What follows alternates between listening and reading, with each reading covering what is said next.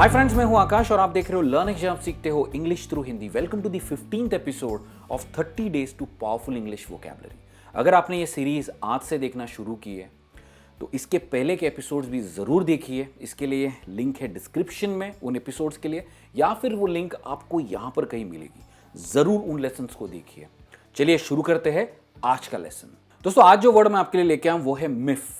क्या कहेंगे? मिफ। बहुत ही सिंपल प्रोनाउंसिएशन है, वन सिलेबल वर्ड है मिफ। ये एक वर्ब है। सबसे पहले समझते हैं इसका मतलब क्या है।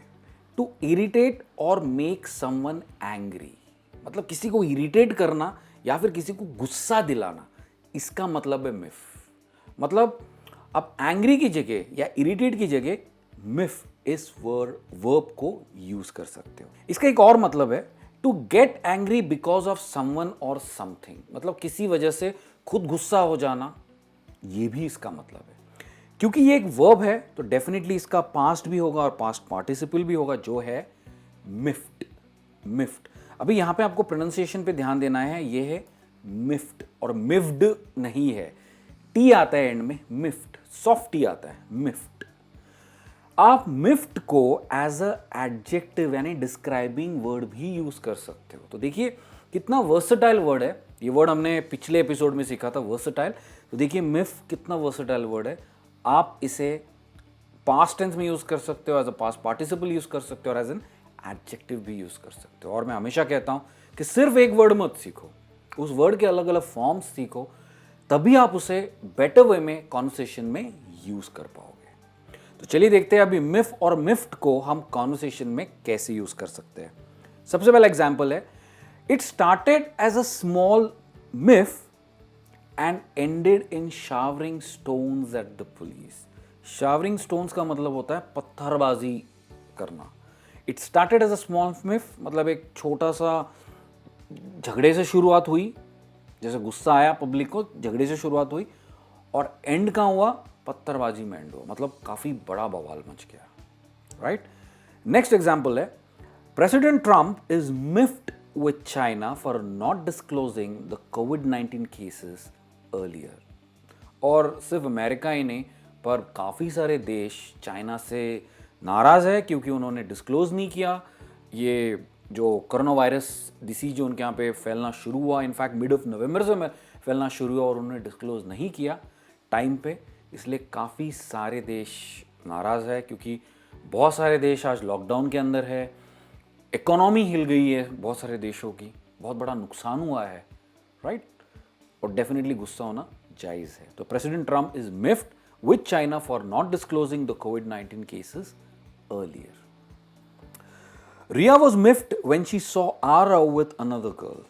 रिया और आरव कपल है, राइट। रिया उसकी गर्लफ्रेंड है, पर जब उसने उसे किसी और लड़की के साथ देखा तो उसे गुस्सा आ गया, इरिटेट हो गई। She was miffed. तो उसे गुस्सा आया या इरिटेट हो गई, ये कहने की जगह आप कह सकते हो she was miffed. Next example है, she is a bit miffed that we are not taking her with us to Singapore. बच्ची है जो गुस्सा हो गई है पेरेंट्स से। क्यों? क्योंकि वो उसे अपने साथ सिंगापुर नहीं लेके जा रहे, शायद अपने बिजनेस काम के लिए जा रहे, तो नहीं लेके जा सकते, पर इसलिए वो गुस्सा हो गई है अपने पेरेंट्स से। तो इस तरह से भी आप इसे यूज कर सकते हो। नेक्स्ट एग्जाम्पल है, Kartik bought a gift to say sorry to his miffed wife as he forgot their anniversary. और ये अक्सर होता है, एनिवर्सरी भूल जाते हैं, फिर वाइफ गुस्सा हो जाती है, गर्लफ्रेंड गुस्सा हो जाती है और फिर उसे मनाने के लिए आपको गिफ्ट देना पड़ता है। पर यहां पे हमने मिफ्ड यूज किया है as a adjective. Miffed wife describe कर रहा है कि वाइफ की प्रेजेंट स्टेट क्या है, वो गुस्सा है, miffed wife. Next example, what did you say that miffed your father so much. तुमने ऐसा क्या कहा जो तुम्हारे पिताजी इतना गुस्सा हो गए या तुम्हारे फादर इतने गुस्सा हो गए। What did you say that miffed your father so much. Right, यहां पे है तो वर्ब यूज हुआ है।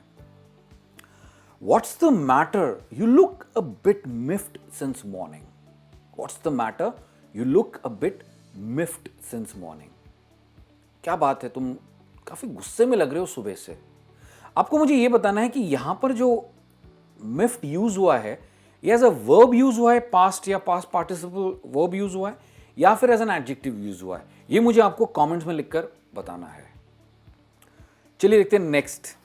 हर miffed glance at me was enough to understand I said something wrong. कभी कभी होता है ना कि आपके पास लोग ऐसे एकदम गुस्से से देखते हैं, उसी से आप समझ देते हो कि आपने कुछ गड़बड़ की है। तो यहाँ पर भी हम मिफ्ड ग्लैंस, ग्लैंस मतलब हल्का सा एक नजर घुमाना, ग्लैंस, उसे ग्लैंस कहेंगे। At me was enough to understand I said something wrong, मतलब मैंने कुछ गलत कहा, उसका एक वो लुक ने मुझे बता दिया कि मैंने कुछ गलत कहा है। तो इस तरह से भी आप मिफ्ट को यूज कर सकते हो। अब बारी है आपकी। What miffs you the most and how do you deal with it? आपको मुझे कमेंट्स में लिखकर ये बताना है कि आपको किस चीज से इरिटेशन होता है या गुस्सा आता है और आप तब क्या करते हो, उस चीज से कैसे डील करते हो। ये आपको मुझे कमेंट्स में लिखकर बताना है हर बारी की तरह। मैं आपसे कल मिलूंगा एक नए एपिसोड में। तब तक keep learning English, keep practising English and take care.